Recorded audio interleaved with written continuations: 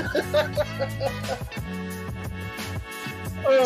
right, everybody, welcome to Inside the Locker Room, episode 11, with your three favorite hosts, Old Dog Owen, Dope Ass Jeff, and Big Time Tony. How you guys doing today? Great. I love the new music. I love it. I'm doing all right. Yanks lost again. You know what else to do? You should be used to it right now. just do it. That do match. Just give up. Yeah, pretty much. Oh, it's over, man. I'm ready for football and basketball season. Hell yeah. Knicks are winning the finals. Let's go. Redskins are winning the Super Bowl. We're going to start this episode off a little bit different, folks. Due to all of the passings we had this week, Terry Funk, Bray Wyatt, Arlene Sterling, Bob Barker, and Reggie Chaney. We're going to do a 10 minutes of moment of silence, and we're also going to turn our cameras off. So for the next, not 10 minutes, 10 seconds, sorry. So for the next 10 seconds, so everybody can show their respects and pay their respects. We're going quiet for 10 seconds.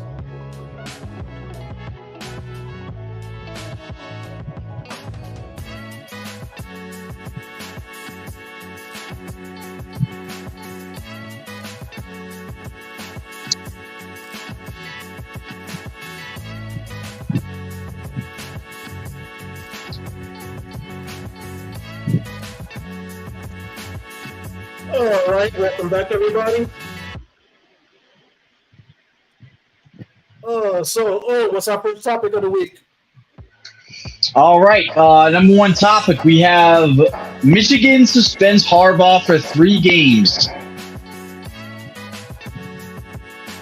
So for those of you who don't know, the reason why... Tony, 1 sec. Can you try lowering the background music? It's a little too loud. I can't really hear you. There we go. That should be all right. Yeah, I forgot about that. I was wondering. I was like, that's loud. All right. Michigan suspends Harbaugh for 3 games. All right. So apparently the reason why he got suspended is this was a school self-imposed 3-game suspension for recruiting violations during the COVID period,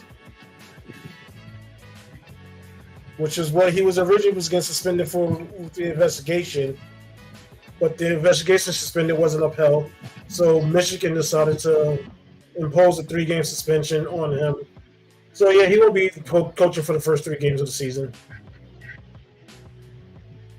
Okay. I got a question for you guys about that. How do you think that's going to affect Michigan as a team? Depending on who they got the first 3 games, it could be 3-0.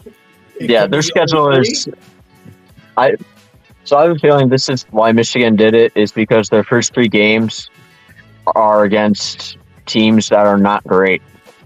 Their first 3 games they're all at home, I believe. They're against East Carolina, UNLV, and Bowling Green.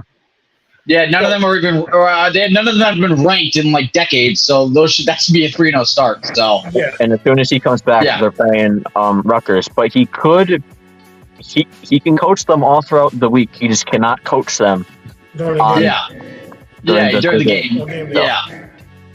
Yeah, I don't think that's going to affect them. I mean, they're playing really bad teams. They're going to start off. Michigan's good like every year. I mean, Jeff, your dad can attest to that. He's a huge Michigan fan. I mean, they're just a great team. I see them play every year. They're just a great team. So with or without Harbaugh, I think they're going to be just fine. They're a good team. I mean, I'm not saying he's not a good coach. He is a phenomenal coach. He's a great coach. But I think with the talent they have as a whole and playing those 3 shitty teams, they'll be just fine. Yeah, I don't think it really affect them too much. Again. There's nothing too much. It's just the first fade, and I think that's why they did it, was to show that they care, but they know they're not playing any great teams at all. So yeah. They're not too concerned, I don't really think, so they should be just fine. All right, next topic. Number 2, Knicks sue Raptors. Okay. Tony, I mean, this is our team. Do you want to go first? I'll let you go first on this one. All right. You can have the first take on this one. All right. Yeah, right? The only sports program I actually like. Yeah. All right. Let's hope we don't get copyright infringement for that. Okay, so Tony, fill me in a little bit on what was the whole scenario behind the suing. Fill me in on that, and I'm gonna have my take. So apparently, an ex-employee, I'm not even going to pronounce his name. I'm not even going to go there. Signed up with the Raptors, and in doing so, he apparently took thousands of files with them and handed them over to the Raptors. Okay. Yeah. I have no word. That's I don't know, man. What was he thinking? I mean, I don't get that. What was the reasoning behind it? I mean, unless they were files on players or possible moves that there was, I don't understand it either. I mean, he's lucky he was only fired. I mean, look, here's the thing. It's the Knicks. Knicks thing, Knicks doing Knicks things, I guess. I'm really not fucking surprised. It's the Knicks. I don't even know what to say to that one. It just... I have no words. I really don't. I have no words. Exactly. I mean, I've never heard of a former employee stealing files to give to the new employee. Yeah, me neither. Never heard of it. I don't get it. I mean, I'm sorry. I don't get it. I mean, it's just stupid. I have the exact of what he actually sent to the Raptors. Okay. Chuwaku Azotame. That's why I didn't try to pronounce his name. So let's just call him gibberish. I'll call him Tame. Tame worked for the Knicks from 2020 to 2023. He sent the Raptors thousands of confidential files, including play frequency reports, a prep book for the 2022-2023 season, video scouting files, opposition research, and more, after the team began recruiting him to join the organization in the summer of 2023. So all of that he sent to the Raptors. Play frequency reports, a entire prep book for the entire 2022-2023 season, video scouting files, and opposition research, and more, actually. There's more, but not everything has been said. Again, it just doesn't make any sense.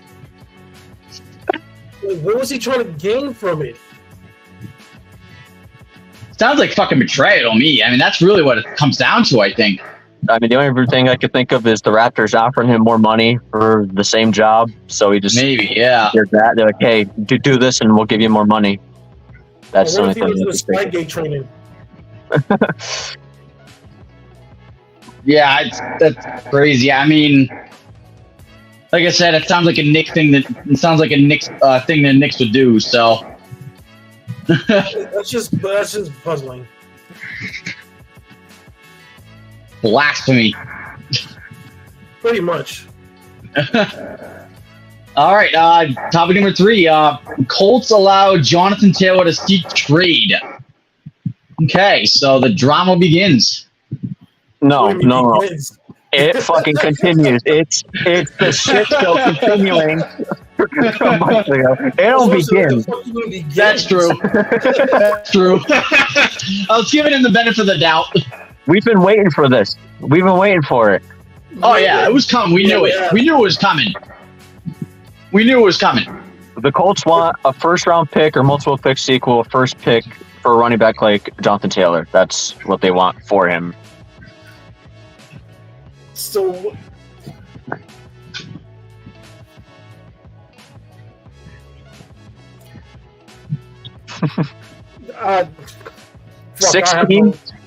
Six teams have inquired about Taylor's availability. 2 of them engaged with the Colts with offers, including Miami Dolphins. It doesn't say who the team. I knew that was going to be one of the teams. So I read an article. The top 5 teams that are like the highest contenders to get him is the Dolphins, the Vikings, the Patriots, the Bills, and what was the other one? Damn it! I think it was what? The Cowgirls. Yeah, the Cowboys. Yeah, they're in it too. Although I don't understand why the Patriots. Yeah, the Patriots shouldn't be on there. They already have 2. Yeah, I know. I mean, in my honest opinion, I really honestly think he's going to the Dolphins. I think he's going to Miami. I think it's the best place for him, and they need a running back bad. That's if Miami has a first-round pick to give up. That's true. Yeah, I feel like if they did, it would have been done already. And he has until Tuesday to get done. So yeah, I saw the news yesterday. He has only 2 more days to get done, or he's a Colt for the season, I guess, or if they can actually eventually find something. If he doesn't get traded, he won't play. He doesn't want to play anyway. No, I know. Yeah, I don't know. This whole fucking thing is ridiculous. It's a joke. I mean, what? It's a joke. Ow. Oh, yeah. I mean, yeah. If he was fully healthy, year in and year out, I mean, he's top 5 in the league. Easily. Yeah, he's top 5. If fully healthy and he doesn't act like a jackass, he's top 5. Now, before the Raiders signed Josh Jacobs, which we'll talk about later, I was thinking it would just be like a swap. You know, Colts would get Josh Jacobs, Raiders would get Jonathan Taylor.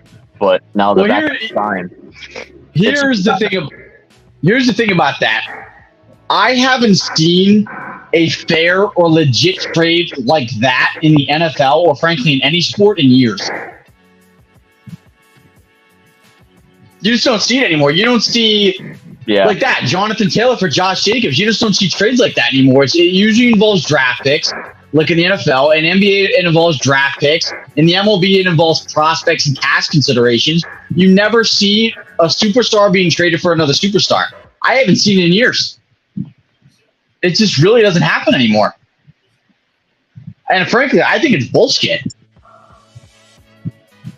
Yeah, the head-to-head trades for superstar no longer exist. They're non-existent.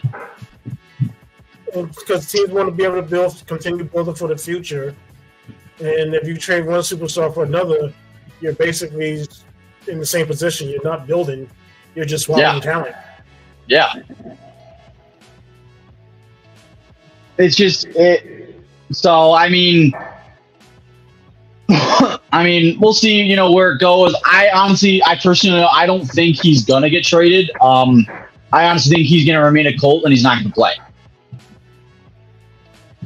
I don't see it getting done in 2 days and within the next 2 days. I don't see it. I mean, unless more than 6 teams start scrambling. Exactly. I mean, anything is possible. Yeah, that's true. I mean, out of the teams that you mentioned, I just want to. I mean, I say Dolphins or Vikings. I like to see him Yeah. alongside those wide receivers Yep. on both teams. But yeah, if he doesn't get traded, I don't see him playing very much at all this season. No. Yep. Topic number 4, I wrote in all caps, just like last time. Channel promo. Who wants to do it the first time around? I got this one. All right, Tony, step it up, man. All right. So if you're still listening, then you're basically our family. So go ahead and smash that subscribe button and help grow our channel. And while you're doing that, head over to our parent channel, Nerdbox, and subscribe there as well and help them continue to grow. Now, back to our regularly scheduled program. I knew I forgot. Now I know why you wanted to do it.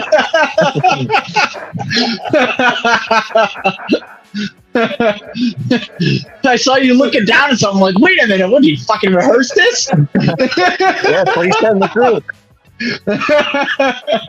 That's for a 15-minute lunch break at work, and we'll get you. Oh, you told me that, yeah. 15 minutes well spent. And if you don't hit that like and subscribe button, you're a fool. Just kidding. We love you all. But Only if you subscribe. if you still don't hit it, you're still a fool. Tony's not holding back. Hit it. You're a fool. Tony's not holding back. He doesn't care. All right. Yeah. All right, number 5. Unfortunately, we're not done with the heart of bullshit. This fool was fined. This fool was fined. This fool was fined $100,000 by the NBA. Whoa. Jeff, I can see you really, really starting to hurt your head here. So go ahead. I'm over it. He was fined pretty much just because he said that he would not perform the services called under his player contract unless traded to another team. So that's why he was fined the $100,000, because it's in the contract to not like you have to perform like what we're asking of you, even if you don't get traded. And by him calling Daryl Morey a liar and that he would never be a part of a team that he is managing ever again, that was what the NBA thought. Was he was saying that he wasn't gonna play if he didn't get traded, so that's why he got slapped with $100,000. I'm just, we all are sick and tired of talking about it. I'm sure all the sports shows talking about it, all the podcasts. Tony's tired of it. Owen, you're tired of it. I'm more than sick and tired of it. With his name being on our goddamn fucking spreadsheet every week with new bullshit.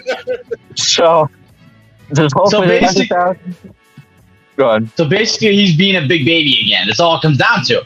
Yes,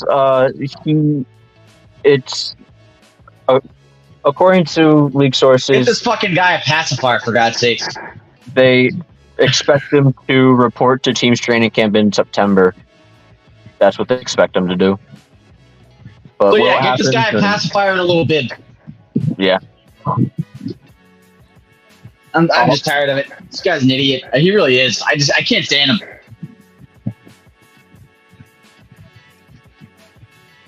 It's a shame because Prime Harden was one of the best. Yeah, like he was great to watch in Houston as Prime he was. Harden. Oh my God, was he amazing to watch? Now he was something else. Now I just look at him as a laughing stock. I don't even look at what he did in the past at Houston. I just look at how he got out of Houston, how he went to the Nets, he got out of the Nets, and now what he's doing on the Sixers. It's pathetic to call him an athlete right now.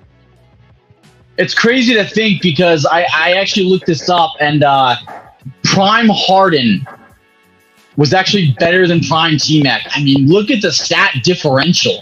It was I looked at it, it's unbelievable. I mean, Harden beats him in almost every category.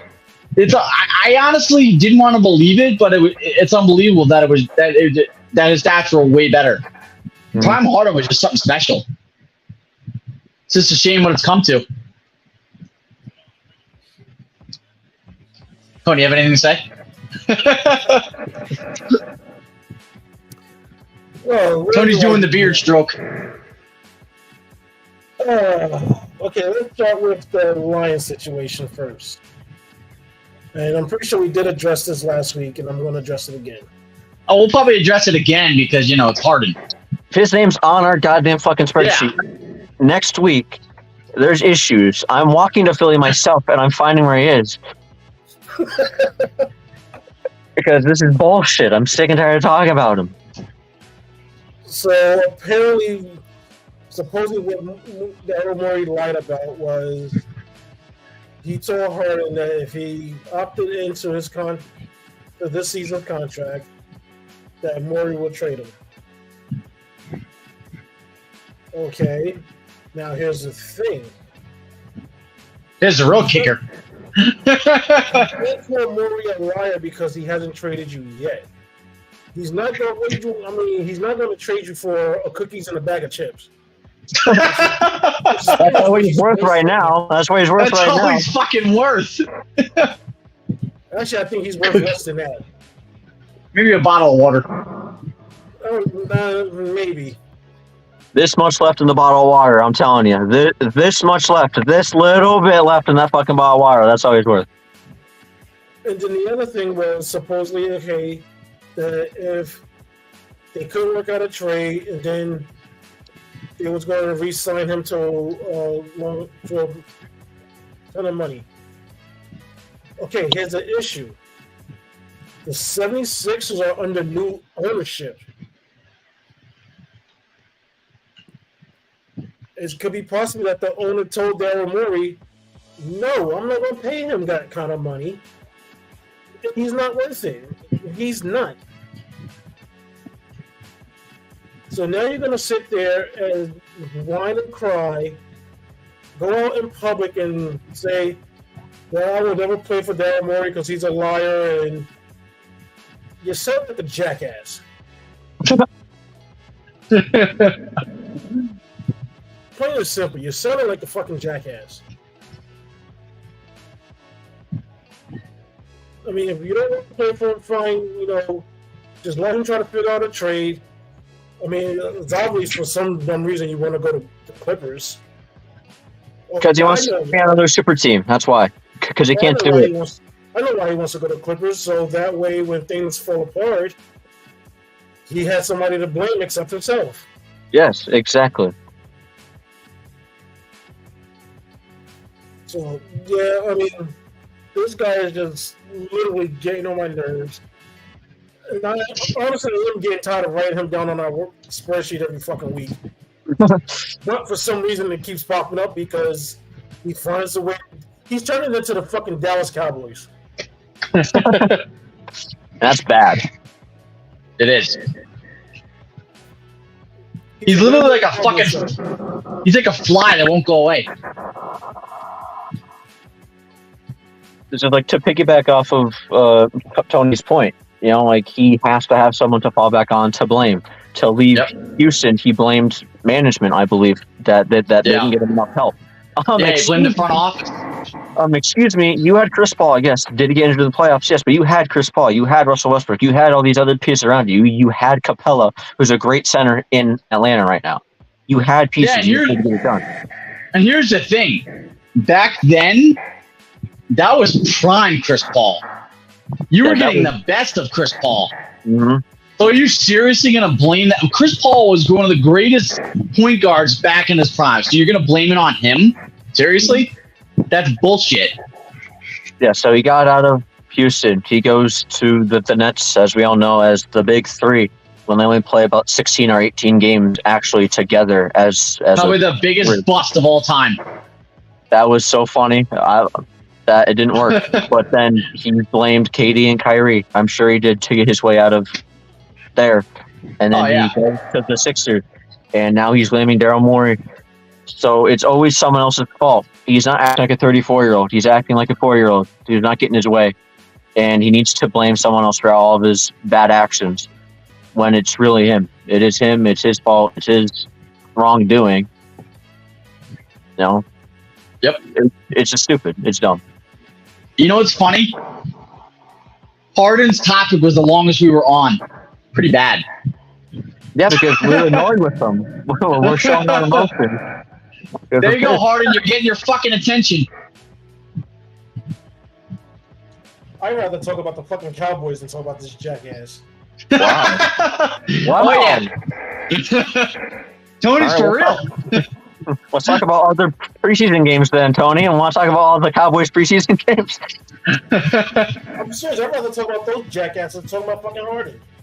Speaking of the Cowboys, I actually no, seriously, no, this is nuts. No. This is crazy. It involves Brady too. So Brady was the Cowboys and Raiders game, last preseason game. It was the other day.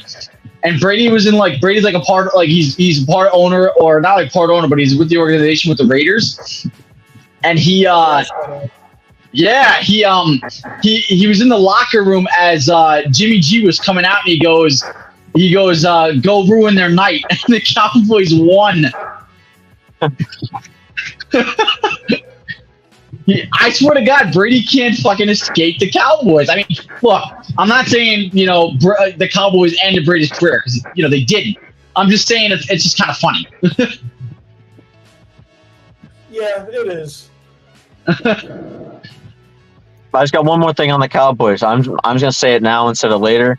Tony, you're gonna find it funny. I told Owen earlier today, but their pass rusher Sam Williams was arrested on last Sunday on charges of possession of a controlled substance and unlawful carrying of a weapon. We them boys.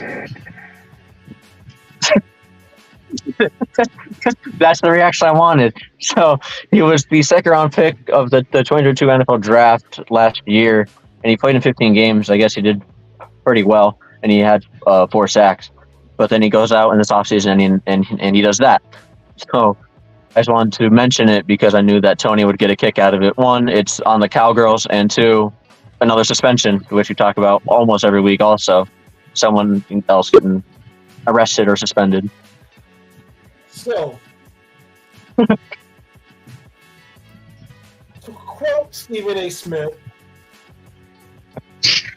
Cowboy fans, are we sure everybody's going to be available by come the end of the season? Just asking. To also quote Stephen A. Smith, every time the Cowboys lose, how about them Cowboys? I honestly love it when the Cowboys lose just to watch Stephen A. Smith. It is by far the best part of First Take. It really is. Notification immediately. I get that Twitter notification, and I know it's that video of him just with the cowboy hat on. Yeah, you're sitting there laughing. It is the best part. It really is. All right, next topic: more NFL injuries. Take it away, Jeff. You got it, guys. This has become your specialty now. It really is. I only did the important ones. There's a very sad one in this that I'll get to. I only have 4 down. I mean, Tony, if you have more, then fine. But I only got 4 that were really somewhat important to write down. I was not going to write down every single one, or I would have been. I'm fine with that one. Yeah. I'll do Cleveland wide receiver Jakeem Grant out for the season with a ruptured patella tendon. He was the wide receiver and kick returner. This is the sad one. We all know the name. Tampa Bay center Ryan Jensen, likely career-ending knee injury that kept him out all of last year. Wow. So that's tough. He chose to not get any surgery on it last year, which then kept him out almost the entire season. And it has now flared up again, and reports are he could have played his last snap of his career last year. And he might never ever play again. I mean, it's sad, but unfortunately, it's kind of on him. I mean, he should have taken the surgery. I mean, look, it sucks, but it's kind of on him. Yeah, I hate to say it, but I mean, I understand he wanted to see if it would heal naturally by itself, which sometimes it does. Yeah. But depending on how bad it was, if it was really bad, it's not going to heal by itself. No. And as we see, it's now gotten worse, I guess. And he basically just made a bad business decision. Yeah. And he just signed like a 3-year extension last offseason too. So yeah, if I ever meet him, I won't go into any business deals with him. All right, I only got 2 more, and they're somewhat significant for us fantasy guys. Denver wide receiver Jerry Jeudy out several weeks with a moderate hamstring injury suffered in practice on Thursday. So, I mean, in all my drafts that I've done, I've stayed away from Jerry Jeudy anyway because of just the Broncos. I don't trust them right now, so I don't draft him anyway. But if you want to, I'm just letting you know he's going to be out for several weeks with a moderate hamstring injury. What the fuck is a moderate hamstring injury? It's a fucking injury. I just have it down what it is said on Twitter. It's a moderate. Yeah, hamstring Tony, injury. don't bite his fucking head off. I'm just trying to figure what the fuck is a moderate hamstring injury.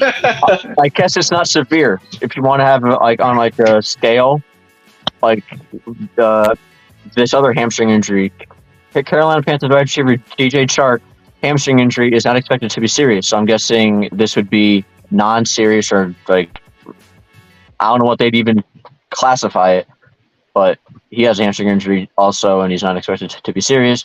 But as we know with hamstrings, it could get worse or could come back throughout the season. So if you go to pick him in fantasy, just be wary.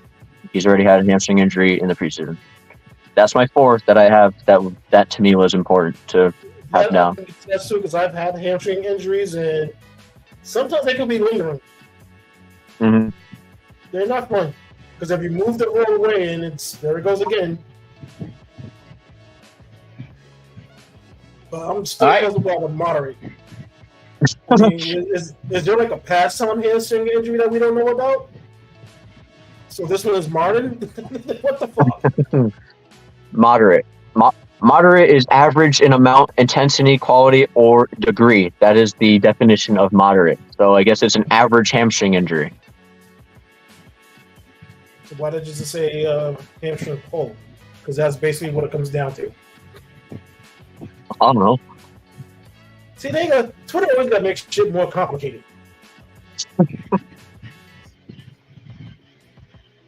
All right, next topic. Mavs expected to release JaVale McGee. JaVale McGee! Yes, sir. Shaq's favorite player. It'll be a quick topic. He only played 42 games for the last year, averaged about 8 minutes, 4.5 points, and 2.5 rebounds. He wasn't a big part of their team. In other words, he's ass. I mean, he's been being passed around like a blunt right now. I mean, he's been on 18.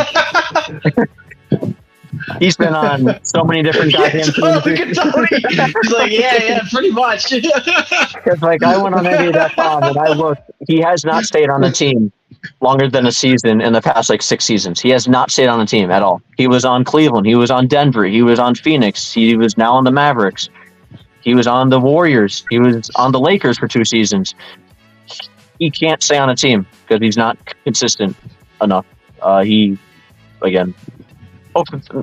don't hope that he doesn't play in the NBA because I do wish everyone does play. He's back in the fool. Yeah, but that's what he is. He's just a walking fucking clown. Mm-hmm. Watch me go to the fucking Knicks.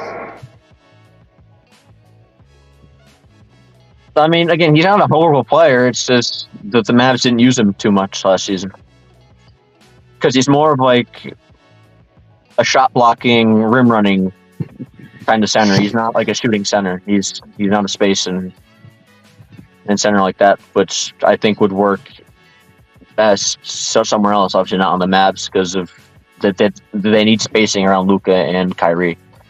So I think that's why it just didn't work out in Dallas. All right, next topic. Yeah, he is. He's ass. I think he's ass. Next topic. Next topic. Corey Davis unexpectedly retires from the NFL at the age of 28.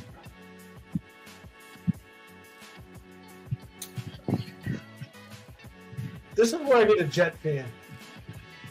Like, where are they today? Like, where are they today? In the comments. Exactly. Like, Corey Davis, and there's not a Jet fan in sight. Because I don't know their take on this one.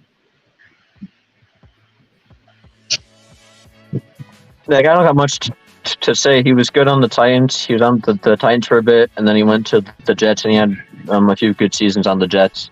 I just hope that everything's all right with him and his family, and that he made the choice out of he didn't want to play anymore. Like, he fell out of love with the game, and it wasn't like an injury or like a family thing that happened. I just hope that it was out of his thought of he just didn't want to play it anymore.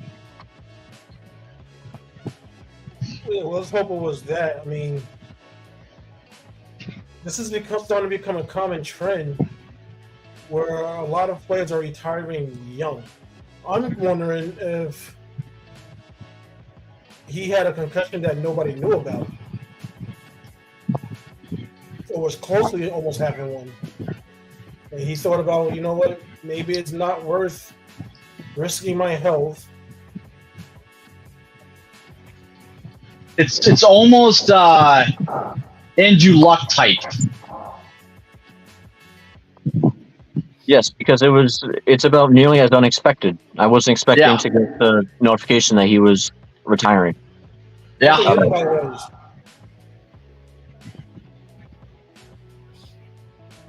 Next topic.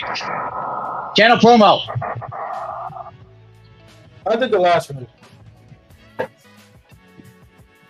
Jeff, do you want to do it? Sure. Just give me 1 second. There was an Instagram post that Corey Davis did, and I just want to read it off. But while I'm looking for it, again, if you have not subscribed, what are you doing? Subscribe. We go live every Sunday at 7, other than next week. We're going live at 6, right, guys, for the draft. We're going to be going live an hour. We should probably get ready and get set around 5:30, quarter to 6. I actually am borrowing my mom's laptop so I could draft on my phone and then record on the laptop. So I got to get all that set up, and probably should do it like around normal, like just like an hour, or like 5:30 instead of 6:30. Mm-hmm. Yeah, so that'll be good. Draft's at 6, so we'll be live earlier. Or fucking be there. Yeah, so we'll be live an hour earlier. We'll have our first special guest. My dad will be up here in my room as we're doing the draft, so he'll be right alongside me, about right here. Father son. Yes. Where is your dad? What? Where is your dad? He's not on right now. He's at a wedding right now, so damn it, Brian Walsh. They're not going to see it. But Dawn and Stan, my relatives, congrats on getting married. Dawn, she went through cancer, she beat it, and she is now getting married to Stan, who is like just an uncle to me anyway. So Stan Lee? No. Well, I mean, his name is Stanley, but no, that's not his name. Let's go! But, what are the fucking odds? But that's not his last name, though. I don't know his last name, but yeah, that's where my dad is right now. He's at a wedding right now, so that's seriously, what are the odds? That's pretty awesome. All right, I do. All right, so I'm going to finish the promo. Anyone who has not subscribed, if you're watching, subscribe. Make sure that subscribe button is hit with the bell on, so you get notified when we do go live. Again, it's every Sunday. Next Sunday is going to be at 6, but any other Sunday it is at 7 p.m. Eastern time. Thank you to anyone who just watches it. Watching it helps us a lot, and it means a lot to us. So thank you in any way that you guys support our channel. And if you don't subscribe, you're a fool. You're full. I pity the fool. I pity the fool. All right. Corey Davis's Instagram was, for some time now, I've been contemplating stepping away from the sport of football. The decision has not been easy. Although I am a deep person, I'm a man of few words. I've been searching my heart for what to do, and I feel that stepping away from the game is the best path for me at this time. I have more blessings than I could ever imagine. I have an amazing family, a beautiful wife, and 2 healthy children that I look forward to spending more time with.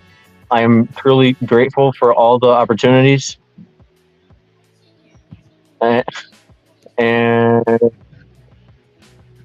I have had and will continue to have on my journey. Thank you to my family and friends and the Jets organization for supporting me through this process. That was his goodbye. Goodbye. That's it. So I do feel like it could be what Tony said. I mean, I don't like to keep bringing it up, but the Damar Hamlin thing that ended up unfortunately happening last year could be in a lot of players' minds of like, wow, like that actually could happen. And I think it was a realization that could happen to any one of them, and that could be why he did step away. That's what I'm thinking. Honestly, that's what I'm thinking it is that situation just has a lot of people just point where they're asking themselves, is it worth risking my life and not being around my family? So, I mean, what we could say is, we wish you the best of luck in whatever you're choosing to do after this. And like we all said, we hope it's not because of an injury. That it's, that's the reason why he's walking away, is because he's thinking, is it worth him risking his life, especially if he gets hit the wrong way. Mm-hmm. So, I mean, I can understand part of where he's coming from. All right, next topic. Ohtani and Trout injured. Okay, first of all, Trout was on the IL, and he was off the IL, and then a day later he was back on the IL. I mean, I swear, I think it's just his luck. I feel bad for the guy. The guy's always on the IL. He's always hurt. And with Ohtani, that's a big one. I feel like that's definitely going to hurt his trade value if he needs Tommy John, which they're actually talking about.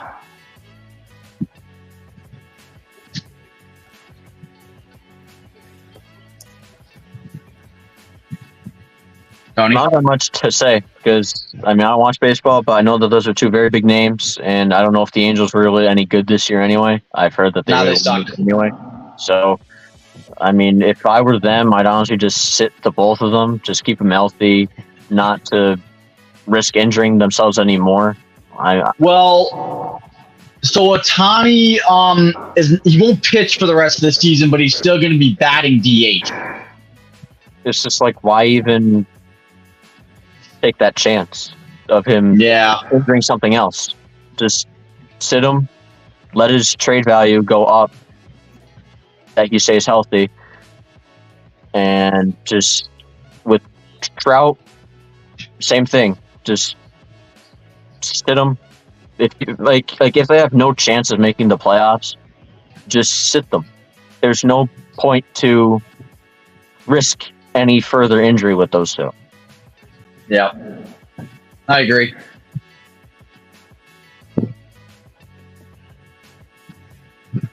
Ew. Kick her out.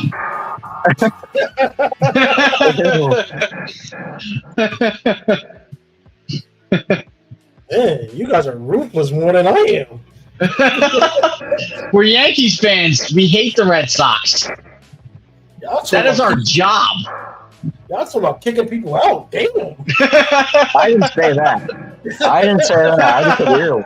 I just said ew. I was trying to call bounces and shit. All right, next topic. Preseason trades. I got this one. I got it. You got it, buddy. Let's do it. I got it. I'm just waiting for the Arizona. one. What? I'm just waiting for the one. Okay. I know what one you're waiting for. Oh, Hey. here we go. Here we go. You suck. They do suck. I mean, I don't even gotta watch them. Yankees do suck this year. They do. They do. I don't gotta watch baseball a single bit. I just hear every time we get on here. Oh, Owen, how you doing? Oh, Yankees lost. I swear it's just on repeat. Like it's just. He has like a We can button. make that a fucking blooper. Yeah, they lost. All right, the trades. Arizona's been busy. They have 3 trades that they've done. Arizona trades safety Isaiah Simmons to the Giants for a 2024 7th-round pick. There you go. Oh, that Tony. I like it. that wasn't the I one like was it. waiting for. I like it. That one. Oh, I know you're not, but the Giants getting some safety help. Look at that. I know. Well, here's the thing: they won't be putting him at safety. Yeah, but that's what he's listed as, is that he's Yeah. a safety. So, He's going to be used probably most likely as a linebacker. Sometimes a little safety, sometimes the corner spot. It's going to be. he'll be like a hybrid. It's a Wayne Martindale's defense. He's Mhm. going to be moved all over the damn place. I think that's a steal. You guys only I gave love- away a 7th-round pick in 2024. I think that it was just a great trade for you guys to go and get him. It's a low risk, high reward type of trade. Mm-hmm. Well, we get him as a 7th-round pick, and if he performs well, great. If he doesn't, we didn't lose anything. What's the next? Oh, is that it? No. Oh. Do you have anything about that trade? I mean, I'm happy Yeah, for Will and Tony. They got a great defensive player on their team for practically nothing. I like it. I like Isaiah Simmons. I'm a big fan of him. I think it's going to help out the Giants' defense pretty well. Here's the thing. I hate 2 teams in the NFC East. None of them are the Giants. I don't really have a problem with the Giants. I never did. I hate the Eagles and I fucking hate the Cowgirls. I mean, I think everybody in the goddamn USA does. I don't really have a problem. I don't have a problem with the G-Men. I really don't. I mean, I don't like them when we play them, when the Commanders play them, but other than that, I don't have a problem with them. I like Danny Dimes. I like Saquon. So I like the trade, and I think it's going to help out. I do. Yeah, and they have a good defense already. To add this for, like, I'm just going to keep emphasizing it, for practically nothing. Like, they gave up almost nothing. Oh, yeah. No, that was a steal. That was an absolute Like, steal. I feel like they have a chance that they could go far in the playoffs, honestly. I'm not just saying it because Tony's here or Will's watching. I seriously think that they could do damage as long as everyone stays healthy on the offensive side of the ball. Well, here's the thing. And, the Giants' defense is actually pretty damn good. So adding Isaiah Simmons was a smart, really good pickup because, like I said, their defense is pretty damn good. That's just going to increase their chances of having a really even better defense. So I give that trade for the Giants a big A+, Tony. It's a great trade for them. absolutely, I agree. We know Tony likes to hear that. I'm just waiting for my favorite trade to come up. Oh, here we go. I already know what trade it is. I'm going to save it for last, all right? So then we can then talk about it. I think I know what one it is. I'm about 95% certain. I've talked to my dad about it since he's a Niners fan. I'll let you know what he said. All right, Arizona, again, he... I know which one. Yeah. It just hit me. Arizona just hit me. Yep, Arizona trades offensive tackle Josh Jones and a 7th-round pick to the Houston Texans for a 5th-round pick.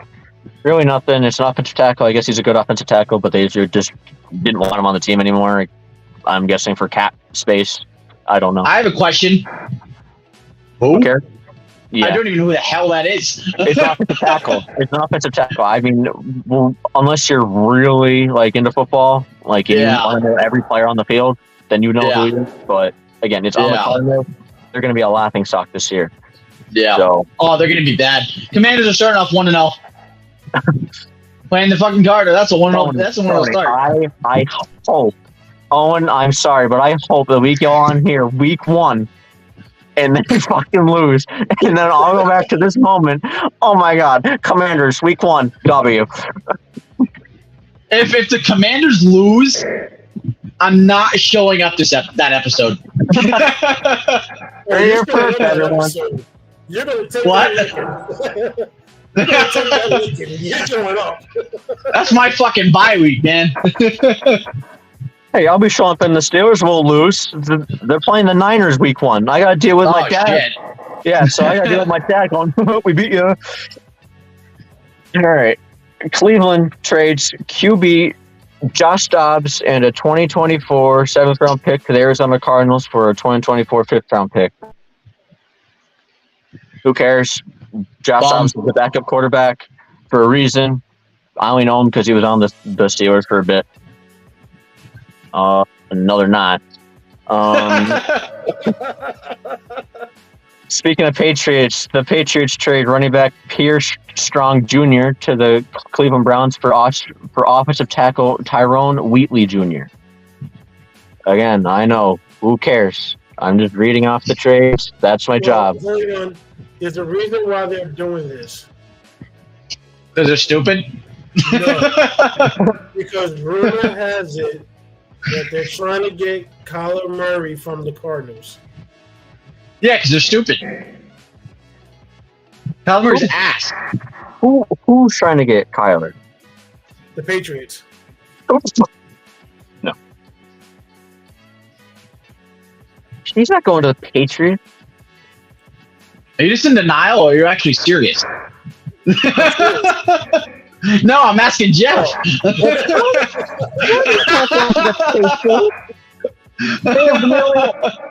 They have nearly as much nothing other than, like, honestly, Stevenson and Connor, to me, are nearly the same running back.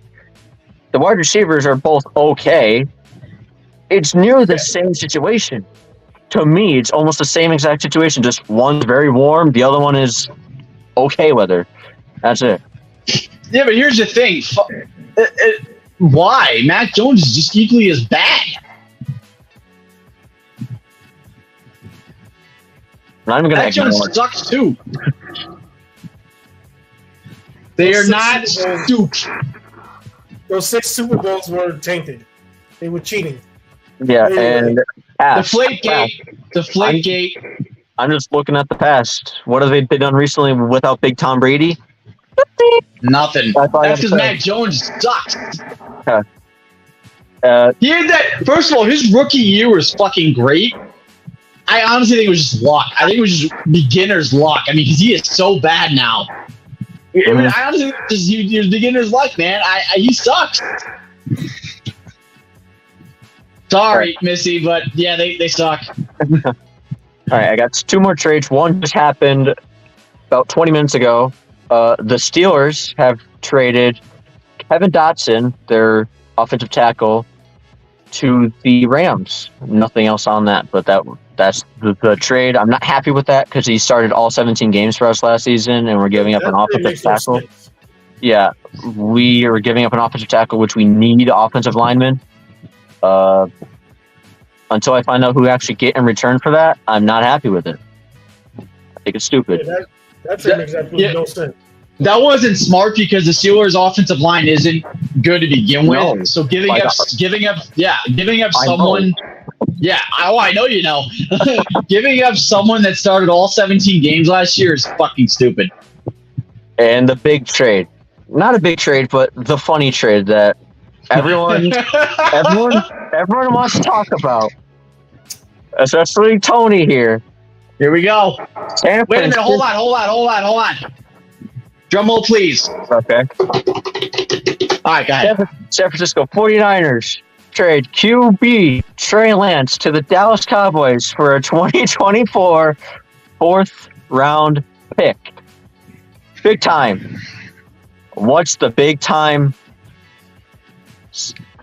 response to that one? What is big time's comments on that? So we got a walk-in interception, And now we're going to add a walking hospital bill. There, use my quote. I like that. There you go. This makes a lot of sense. Yeah, because the fucking Cowboys. So basically, this tells me that The Dak era is over. Jerry Jones no longer has confidence in Dak Prescott. That's number one. Number two, it also tells me that he really doesn't have confidence in Cooper Rush, who played well. Oh, wait! Injured. Wait a minute. They started off 4-0 with him last year. I know. So what, I mean, I'm trying to figure out the Cowboys' logic, which is They don't have logic. don't hit my head. But so now you trade for a walking hospital bill that apparently the 49ers gave up on because he couldn't even beat up Sam Darnold for the backup spot.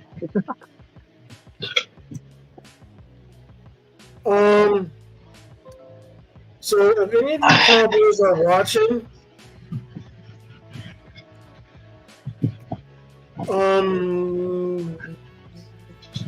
what are y'all thinking? There weren't. Whose bad day was this? Tony, do you think it was like what we were talking about with the what team was it? With the Giants, where it's a low risk, high reward thing because they only gave up a 4th round pick for Trey Lance, who was a top pick, like a very high pick in the draft. I would say yes.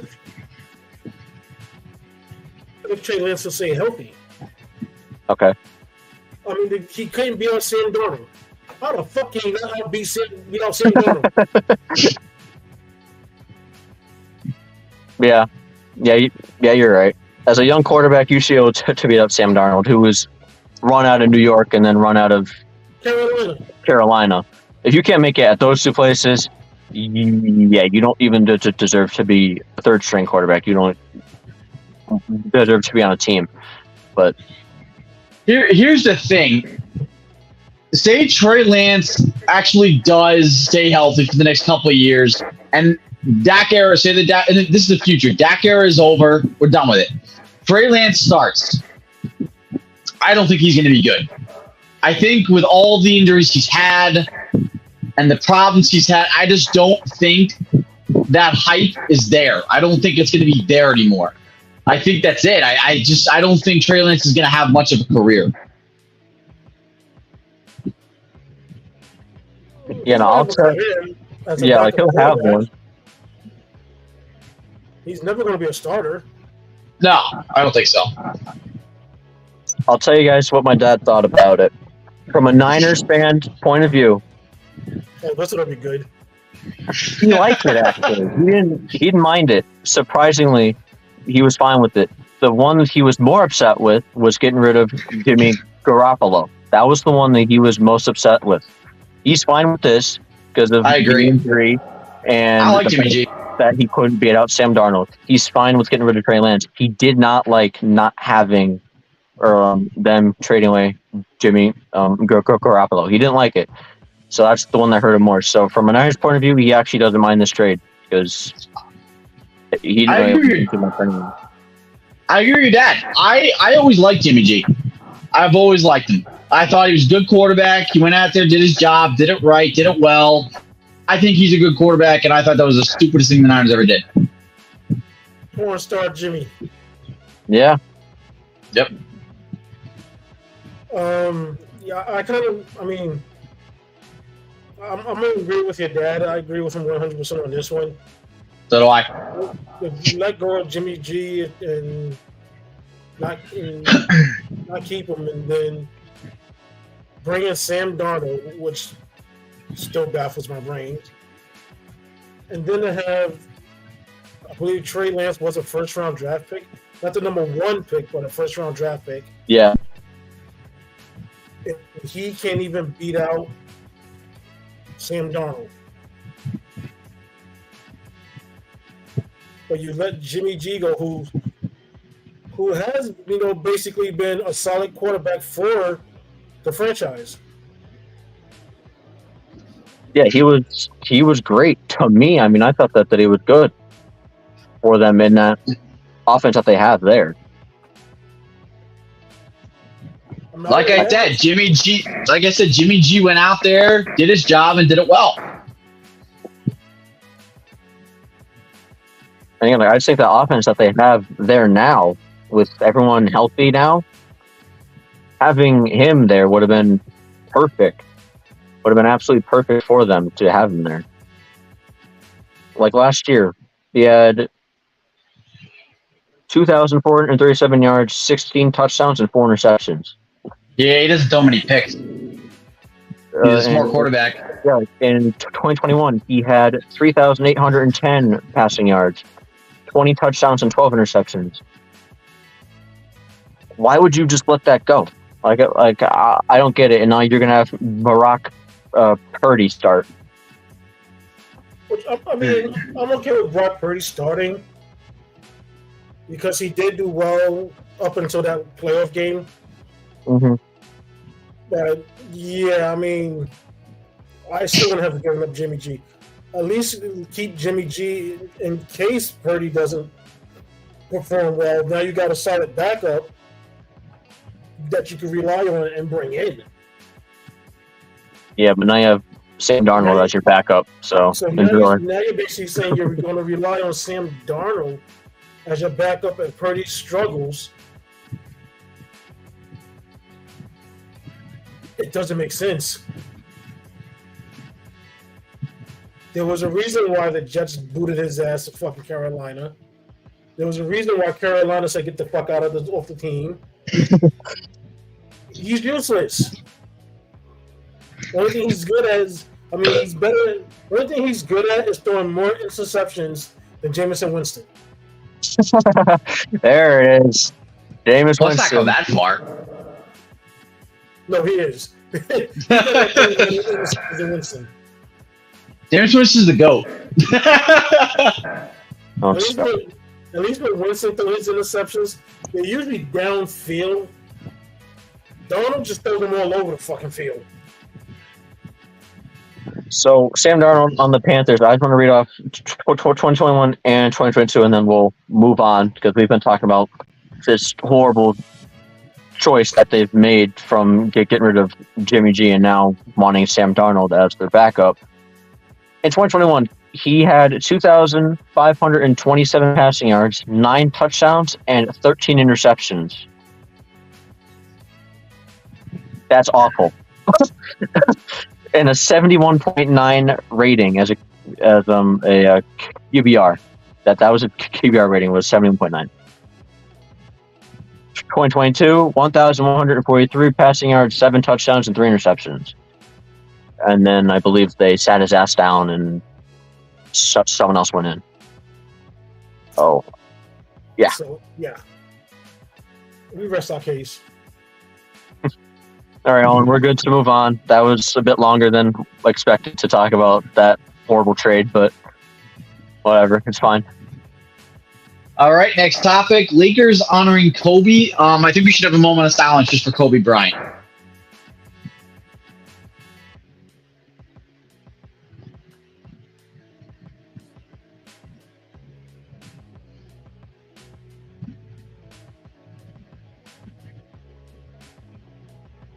All right. So Lakers honoring Kobe Bryant. Jeff, do you want to do this one? I know you're big basketball guys, so yeah, they're doing a statue at the Crypto.com arena. It's set for February 8th when they're playing the defending champions Denver Nuggets. He'll become the 7th player of the Lakers organization to have a statue outside of Crypto.com arena, joining Elgin Baylor, Shaquille O'Neal, Kareem Abdul-Jabbar, Magic Johnson, Jerry West, and broadcaster Chick Hearn. It's obviously well-deserved. We all miss Kobe. He was gone way too soon. It was August 24th, a few days ago, which is Kobe Day. It was his birthday recently. So we all miss him. He was an absolute legend, is an absolute legend, one of the greatest basketball players of all time. when everything's said and done. Everything that he brought to that organization throughout all 20 years that he played there was absolutely incredible. And, his wife said it the best.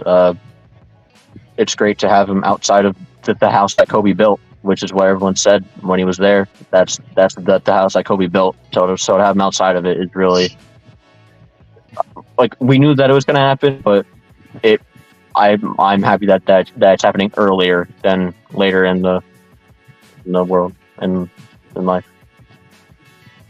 Yeah, Kobe was a big inspiration to the NBA.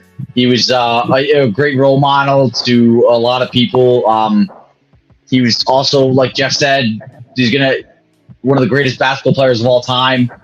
I missed him dearly. When I found out about it, I was heartbroken. He was, honestly, I always liked Kobe.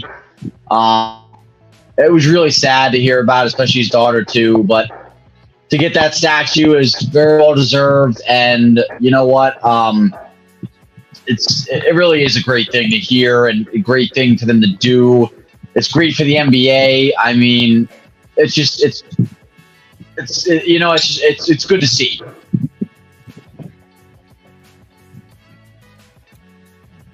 It's long overdue. Yeah. That's all I gotta say. It's just long overdue. Yep. Now it's got two more things on it. They're doing it on February 8th to recognize his daughter also, because she wore number 2 in basketball. So that's why they're doing it on the 2nd month and the 8th day of the month, because of number 8, Kobe Bryant. That's what number he wore when he came into the league. And I just wish that he was able to be here to actually witness it.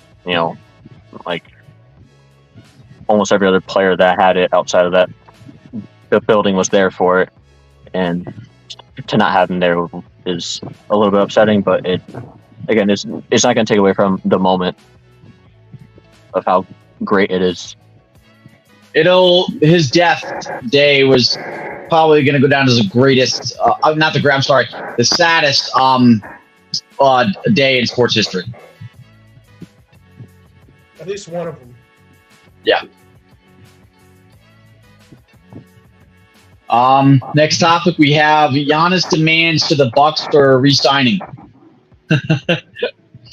Oh, am I happy? Sorry, I'm going to leave this one off because to me, I feel like since I'm a Heat fan, we kind of started it. Us beating them in 5 games in the first round last season has started this entire Bucks, not meltdown, so to speak, but everyone questioning inside that organization, that they fired their head coach. There was maybe if they were going to sign Chris Middleton and Brook Lopez back, which they did, which is big re-signings for them. But Giannis said he doesn't plan to sign a contract extension when he becomes eligible next month. That he won't sign one until he's comfortable knowing that the organization will continue to compete for a championship. That, again, it just makes me happy that he could just leave the Bucks.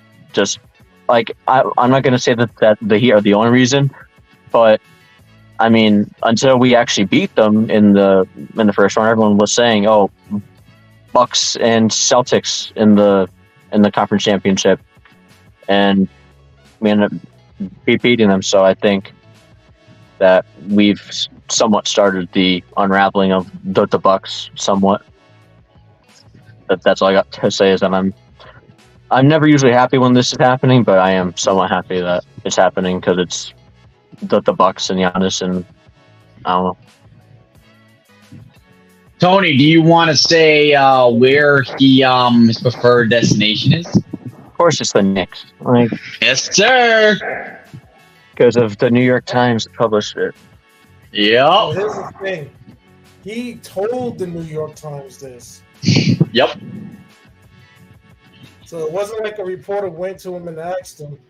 He literally got a hold of the New York Times and told the New York Times, this is what he's telling the Bucks. Do I feel he's going to end up in New York? No. Would it be nice? Yes. the reason why I feel he won't end up in New York Because Dolan's a fool. is because of James Dolan.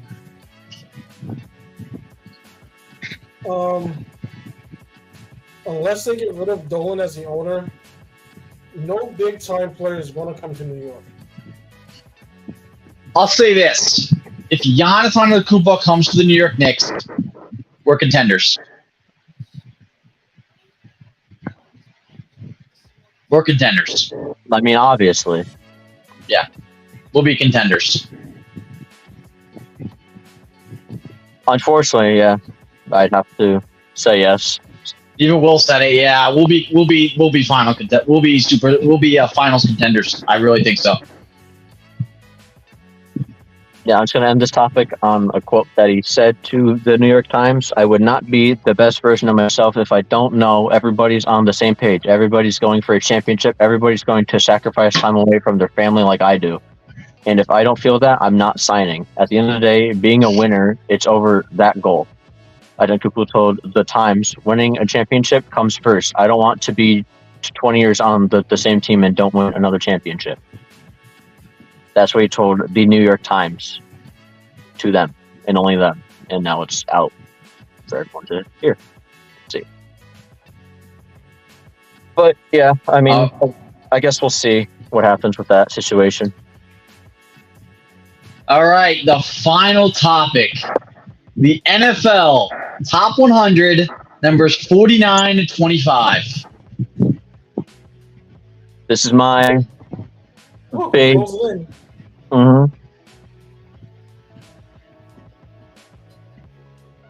Ken, just tell me if I can move on or if you want me to wait for your guys' input on it.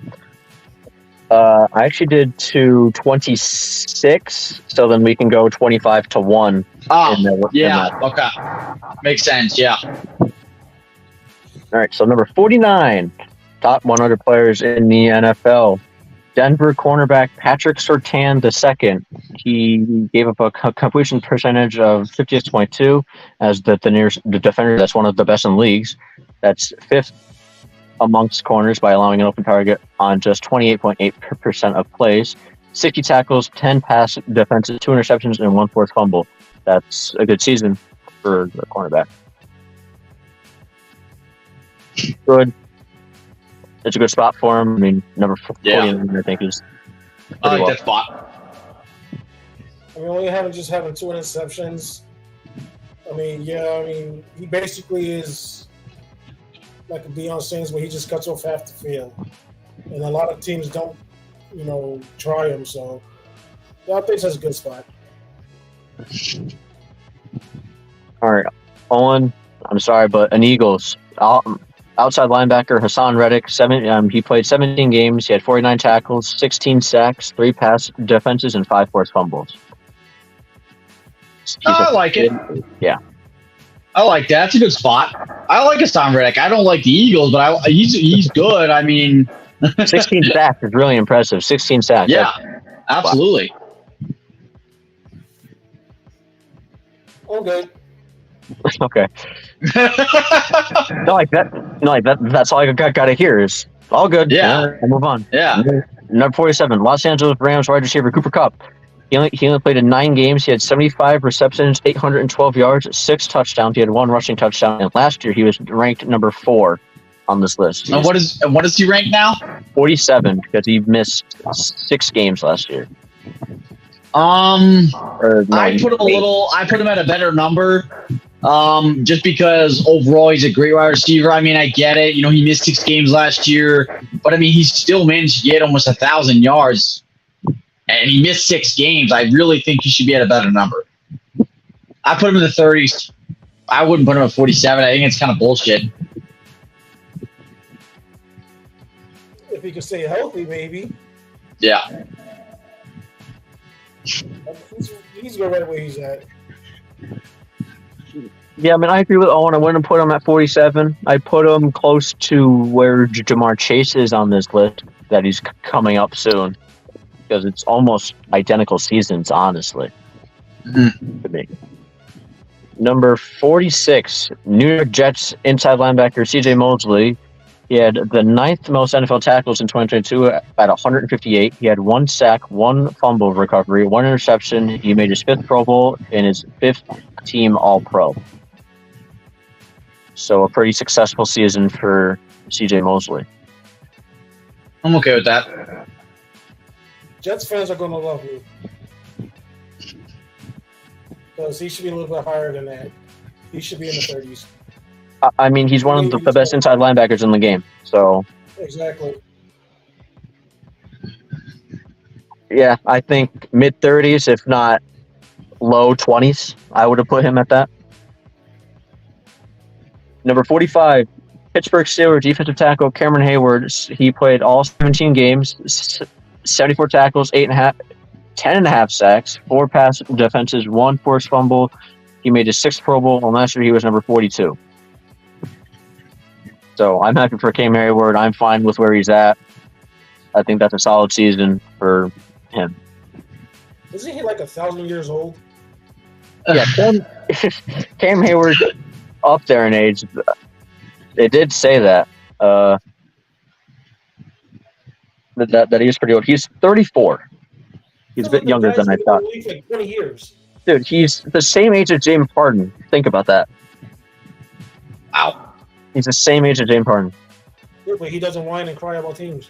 No, he doesn't. He's been loyal to the Steelers the entire time. I think he should be like in the 30s. Yeah. Yeah. Well, here's the thing, though.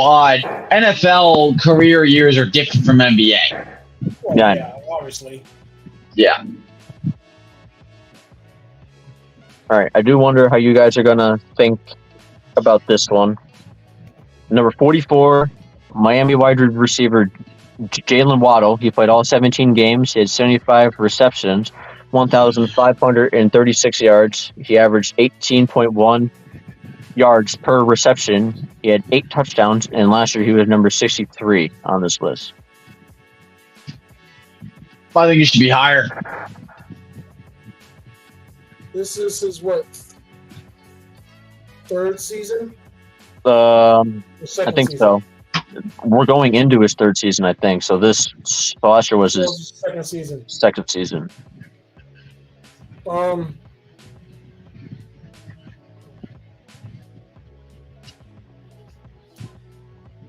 It's kind of hard to judge this one for the simple fact that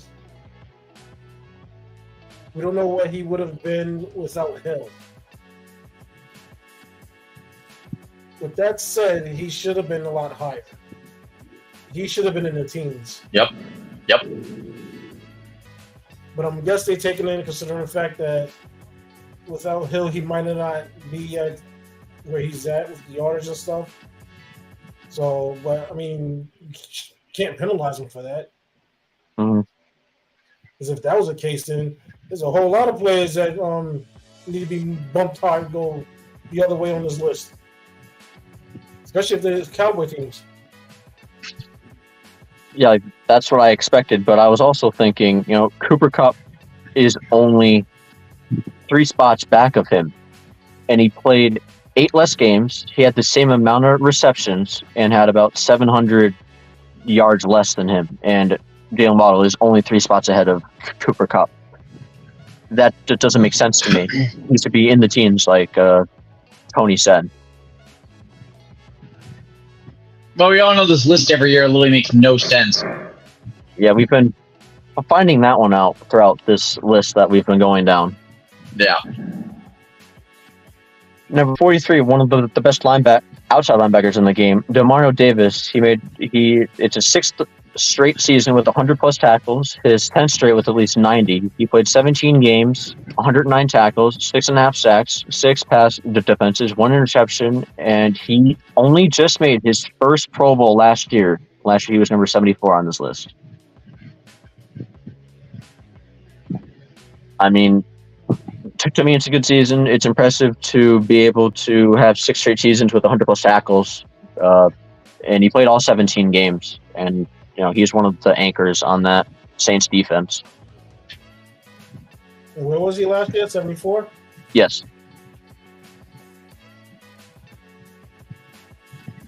I like where he's at. I love Demario Davis. He's honestly amazing. He's a great player. Yeah, I think I'm okay with that. Yeah, me too. It's a solid season. And I mean, the thing I was most surprised about was that it was his first Pro Bowl. Wow, Like, that's crazy. that's That's kind of ridiculous. Because I know that he's had great seasons. Again, that's a 6-year season with over 100 tackles. Yeah, he's honestly one of the best in the league. Here's one that you guys like to make fun of. Or when he spent like majority of his career in Houston. Yeah. I mean, there's a reason why he tried making his first Pro Bowl. All right, here's a quarterback that you guys love to poke fun of. Love it.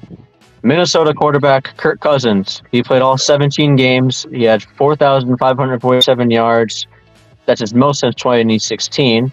He has 29 touchdowns, 14 interceptions, 2 rushing touchdowns. He lost 3 fumbles, and last year he was number 99. So you're your guy. So one of your guys' favorite quarterbacks to poke fun of is now number 42 on the list. He had a good year last year, but I wouldn't put him there. I put him lower. I don't like it. Look, I don't really think Kirk Cousins is a great quarterback. He had a pretty good year last year, but look at the weapons he had at his disposal. That's probably one of the reasons why he had such a good year. I mean, he is no doubt the greatest wide receiver in the NFL right now. Next to him. I don't know. He had a good year, so yeah, but I think he should be lower. So he went from 99 to where? Number 42.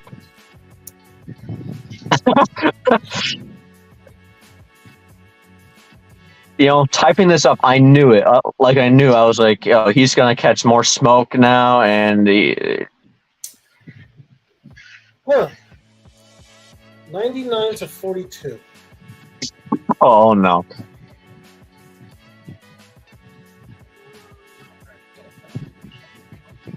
I'm curious as a person who came up with this list. I want them drug tested. Just because of Kirk Cousins, and he's no, I just want them drug tested, period. Because this list is ridiculous. I mean, you got Lamar at 70-something, and then you put Kirk Cousins at 42. Okay, I just looked up his stats. What the fuck? How are you going to put him at number 99 last year? He had a higher completion percentage at 66.3, only 300 less yards, but he threw 33 touchdowns and 7 interceptions with a QBR of 103.1, and he was number 99. But this past season, he had 65.9 completion percentage, 300 more yards, 29 touchdowns, 7 more interceptions. So he had 4 less TDs, 7 more interceptions, and a worse QBR rating of 9. And he's this list makes no fucking sense. What the fuck? That's why I want the person drug tested. Like, how does that make any sense? All right, Kirk. We're done laughing at you for right now. Eagles offensive tackle Lane Johnson. It's his second first team All-Pro, second highest. I don't know what PFF stands for in pass blocking grade at 90.1 among tackles. It's an offensive tackle. Lane Johnson, he is a good offensive tackle, but not much to say about his spot on the list. He is the best offensive tackle in the league. Yeah. Next. Okay. Of course, we don't have any Jets fans in here. Jets get allowed to talk. New York Jets defensive tackle Quinnen Williams. He played 16 games. He had 55 tackles, 12 sacks, 4 pass defenses, and 2 forced fumbles. One of the best defensive tackles in the league, and he did great last season. So I think this is a good spot for him on the list at number 40. Yeah, I like it. I'm okay with it. I gave the Jets enough love today. All right, number 39, Cincinnati Bengals wide receiver Jamar Chase. He played 12 games last year. He had 87 receptions, 1,046 yards, 9 touchdowns. He made his second Pro Bowl, and last year he was number 24, so he's down 15 spots this year. I mean, yeah, we can't control injuries, but No. I mean, I think honestly, Waddle should be ahead of him.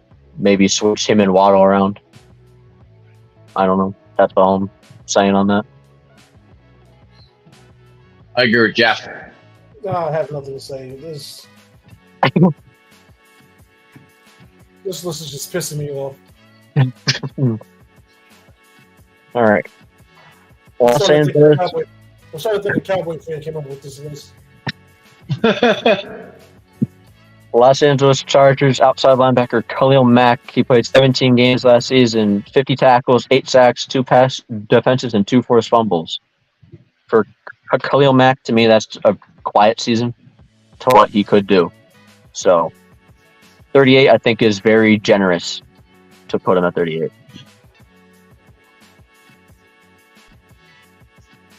Yeah, I'm okay with it. Because, like you said, it was a quiet season for him. So, Number 37, Philadelphia Eagles center Jason Kelce. He made his 5th All-Pro, and last year he was number 71. Probably one of the best centers in the league, if not the best center. So Eagles have 2 offensive tackles or offensive linemen in the top 45. It should be higher. Now this one, never mind. Actually, he did good last year. Los Angeles Rams. Sorry, number 36. Los Angeles Rams now. Miami Dolphins cornerback Jalen Ramsey. He played all 17 games last year. He had 88 tackles, 2 sacks, 18 pass defenses, 4 interceptions, 3 forced fumbles. But last year he was number 9 on the list. He's all the way at 36.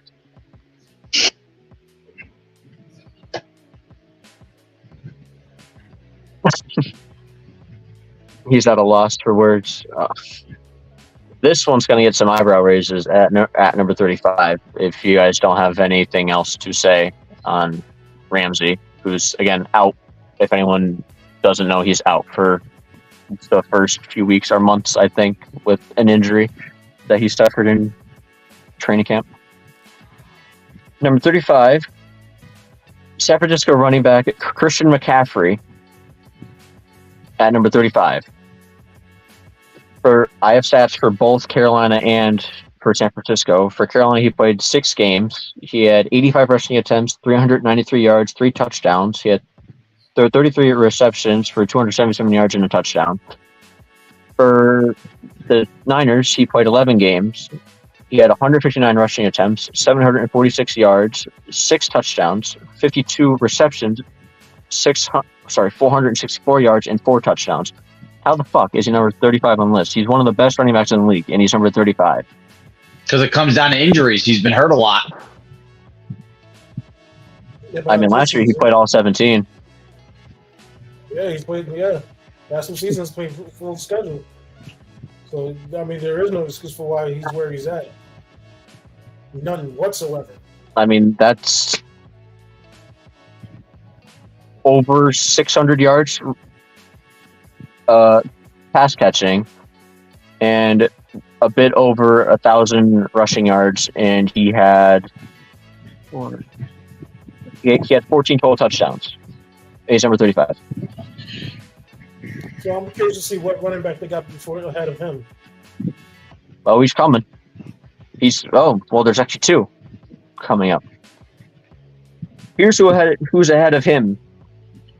Dallas Cowboys wide receiver CeeDee Lamb. He played 17 games, 107 receptions, 1,359 yards, 9 touchdowns. Last year he was number 95. He moved all the way up to 34. Fucking Cowboys. God, it's going to pain me to say this. Oh, I can't accept that. That's a good season. Again, it's very hard to say it, but it is a good season. That's what I said. I can't accept it. I don't like it, but I can't accept it. Yeah, I mean, he is. CeeDee Lamb is a really good wide receiver, and he's top 15 in the league, maybe top 10. All right. I won't go that far. No, he is. Come on, Tony. He is. We can't do that. We can hate the Cowboys, but we can't be in denial. He is. Yeah. We're top 10, even if it is he's 10. top 10. He is 10. Yeah. Maybe top 15. I'm not giving him top 10. He's in denial. All right, number 33, New England Patriots outside linebacker Matthew Judon. He played 17 games last year. He had 60 tackles, 15 and a half sacks, 3 pass defenses, 2 forced fumbles. He made a Pro Bowl, and he was number 52 on this list last year. I think it's a fair spot to put Matthew Judon, to me. Yeah, I agree. All right, now here's some where we might talk a bit. Los Angeles Chargers quarterback Justin Herbert, he played all 17 games last year, 4,739 passing yards. He had 25 touchdowns, 10 interceptions. Last year he was number 44. And what number is he now? 32.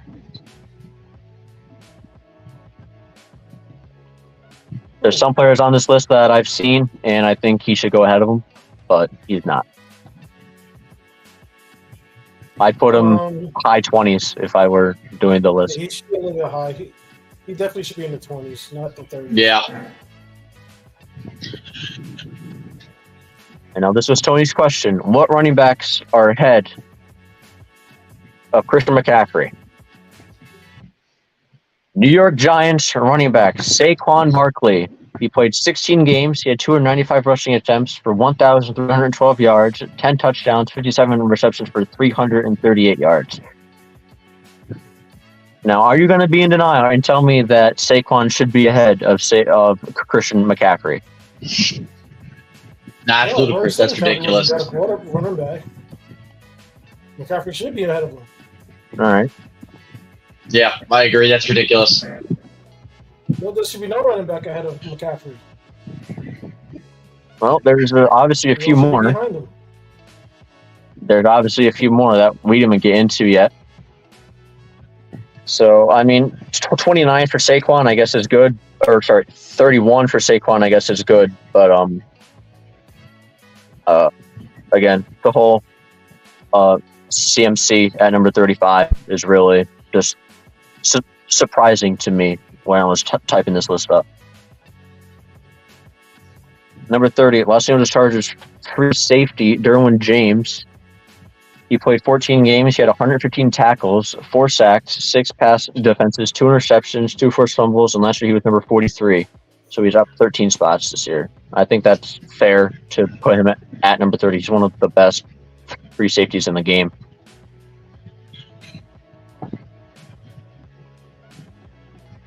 Good. Not much to say on Derwin James. All right. I like that. Another running back, number 29, Cleveland Browns running back Nick Chubb. He played all 17 games last year. He had 302 rushing attempts, 1,525 rushing yards, 12 touchdowns. He had 27 receptions for 239 passing yards and 1 touchdown. And last year he was number 33. I think he should be higher. I honestly love Nick Chubb. I mean, this guy produces monster numbers year in and year out. I think he should be higher. Higher than McCaffrey, would you say? No, not higher. McCaffrey should be higher, but Chubb should be lower than McCaffrey, yes.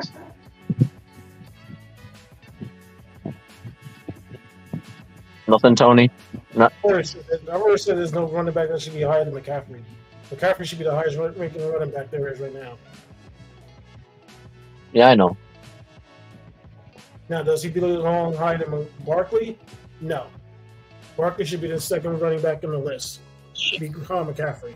Then Nick Chubb. That's fair. Speaking of the Giants, number 28, New York Giants defensive tackle, Dexter Lawrence. He played 16 games. He had 68 tackles, 7.5 sacks, 70 pressures, 3 passive defenses, and 2 forced fumbles. There you go, Tony. Number 28, and it's a New York Giant. Your guy, Dexter Lawrence. He's a beast. The one game he missed, the defense struggled. The defense struggles when he's not on the field. Do you think it's a fair spot, or should it be higher, or is it good where it is? Well, this is his 3rd year, coming into his 4th. So he's basically, I'm okay with the spot he's at. Because he's a defensive tackle. They did have to deal with a lot of double teams and stuff like that. So, to have 74 pressures, he does get to the quarterback. Mm. I'm okay with that. Okay. Last 2. Pittsburgh Steelers outside linebacker TJ Watt. He played 10 games last year. He had 39 tackles, 5.5 sacks, 5 pass defenses, 2 interceptions, 1 forced fumble. Last year he was number 6, and he made his 5th straight Pro Bowl. He should be higher. It's absolutely ridiculous. I understand only playing 10 games, only having 39 tackles, but in the 10 games, he was a force in the 10 games that he did play. But missing the 7 games was hurting him. Yeah. If he would have played a full season and that's where they had him ranked, we all would have been fucking throwing a shit fit. Yeah, especially me. I wouldn't even fucking typed it down. I've been like, I'm just going to skip over this one and go to number 26. But number 26 is Green Bay Packers cornerback Jair Alexander. He played 16 games. He had 56 tackles, 14 pass defenses, 5 interceptions, and he made his 2nd Pro Bowl. He's one of the best in the league at the cornerback spot. He's a very feared cornerback, so I think number 26 is a fair spot for him. Yeah, I agree. Yeah. I agree with that.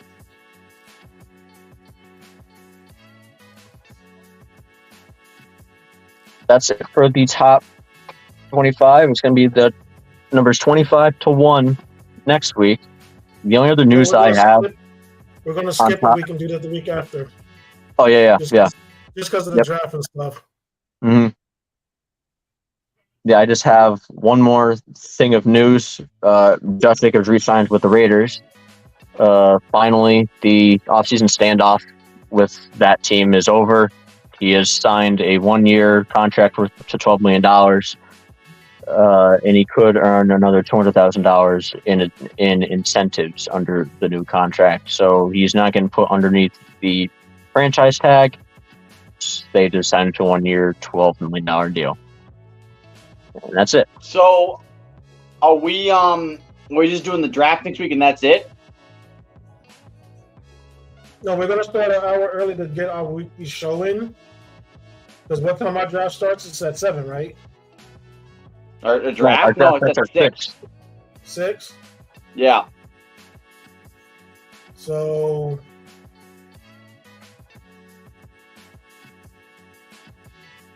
I could still do the top 25, and we could talk about them in between our our picks. However you guys want to do it,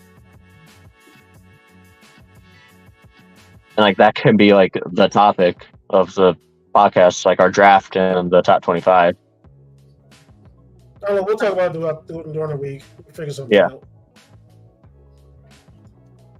So what are we gonna do? I didn't hear you. We'll talk about it throughout the week, Owen. We'll think about it. Oh, you had the last promo.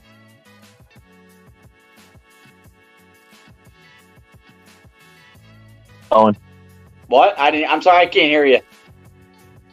You have the last promo. Oh. Close out the show. Okay. All right. So if you haven't already, please like and subscribe. We really appreciate it. We love all your feedback. We love you guys watching. You're a big help. We do this for the fans. We don't do it just for us. We do it for the fans. We like to keep you guys up to date with sports and everything, and it's really fun to do. So if you haven't already, please like, subscribe, and yeah.